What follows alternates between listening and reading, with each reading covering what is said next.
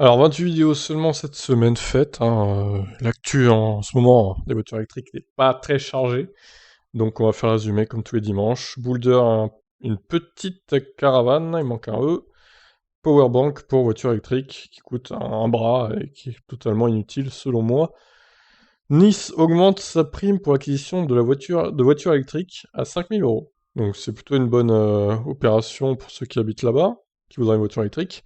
Le TCS Suisse compare 4 voitures électriques bien connues de tous. Donc Indy 208, Model 3, ID3 et Kona électrique. Différents critères de comparaison ont été utilisés, je vous laisse aller voir ça. La NHTSA ouvre officiellement une enquête aux États-Unis sur l'autopilote Tesla concernant 11 accidents qui ont eu lieu avec l'autopilote activé. La Rimac Nevera est la voiture électrique la plus rapide officiellement, devant la Plaid, donc aux 400 mètres départ arrêté. Précisons quand même qu'elle coûte 2 millions d'euros.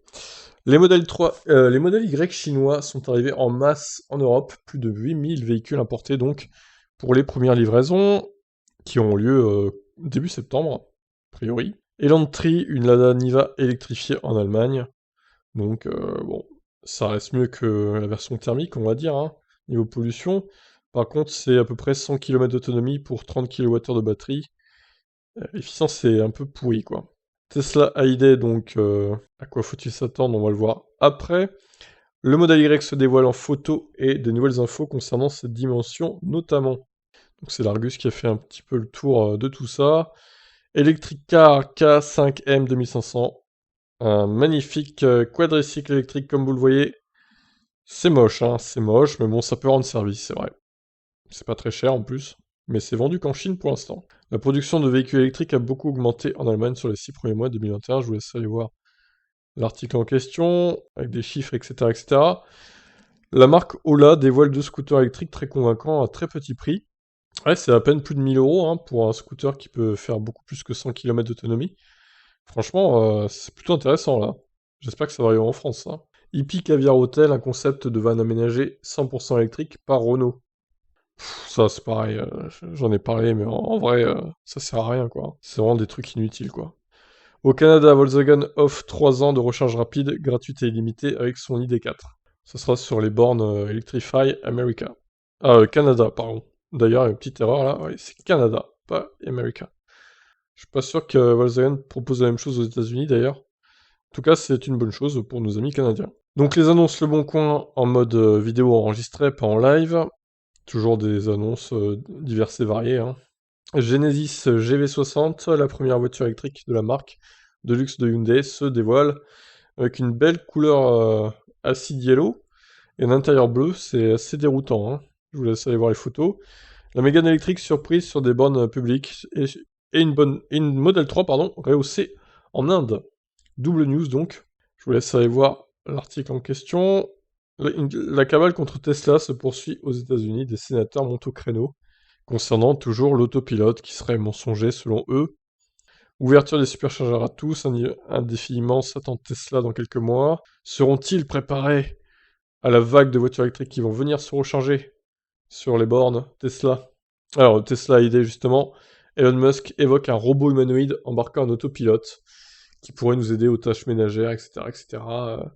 Donc on est un peu dans les scénarios type iRobot, le film avec Will Smith, là, si vous l'avez vu. Pas mal comme film. Des robots qui aident les humains, en gros. Espérons que ça ne fasse pas comme dans Terminator.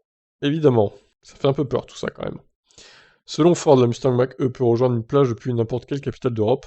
Elle aurait assez d'autonomie pour faire l'aller au moins. Le retour, par contre, vous vous démerdez, hein. Il faut retrouver une borne sur place. Tata Tiger EV, amélioration des caractéristiques pour la Dacia Spring indienne. Et oui, qui pourrait donc être la concurrente, si elle arrivait en Europe, de la Dacia Spring, tout simplement. Niveau recharge, c'est pas terrible, on va dire, mais niveau accélération, niveau batterie, c'est mieux que la Spring pour l'accélération, et niveau batterie, c'est pareil. Donc, et l'intérieur est pas si dégueu, hein.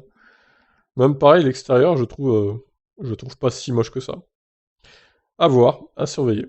Les Pays-Bas sont les champions des bornes de recharge en Europe, près de 75 000 sur le pays quand même. C'est juste énorme. Et nous, avec nos 35 000, on fait pas le figure, hein, quand même. Vu la taille du pays français par rapport aux Pays-Bas, quoi. Incroyable. Le président de la filière anglaise de l'hydrogène claque la porte. Il considère que l'hydrogène bleu, c'est très polluant, ça sert à rien, il faut pas faire ça, etc., etc. Je vous invite à découvrir la vidéo. Porsche va dévoiler un concept électrique qui sera présenté à Munich le 6 septembre. Pas mal de choses vont arriver en septembre, hein, au niveau présentation, donc on a hâte de voir ça. Une étude des prix des voitures électriques en Chine, en Europe et aux États-Unis. On peut voir qu'on a encore beaucoup de progrès à faire. Rappel en cours pour le e-tron GT à cause d'une perte de puissance, tout comme la Porsche Taycan. Hein. Vu que c'est la même base, c'est normal que du coup elle ait les mêmes problèmes, mais ça concerne quand même beaucoup moins d'autres e-tron que ça concernait de Porsche Taycan. Il faut quand même le noter. Et dernière news de la semaine, Ioniq 6, un retard lié à une augmentation de la capacité de la batterie. Et oui, donc ils vont utiliser la batterie de la Kia EV6, 77 et quelques, au lieu de 72. Donc ça va repousser les premières livraisons de quelques semaines, voire peut-être 2-3 mois quoi. Voilà pour cette semaine, je vous invite à vous abonner à mes autres chaînes si ce n'est pas déjà fait. La F1 et Tip Stories, on parle un peu de tout. Mon Twitter également, dans la description. Et je vous dis à demain pour d'autres actus. On verra si la semaine prochaine il y a plus de news du coup. Sinon, bah tant pis, hein. On fera ce qu'il y a et puis voilà. Allez, bonne fin de dimanche, bye.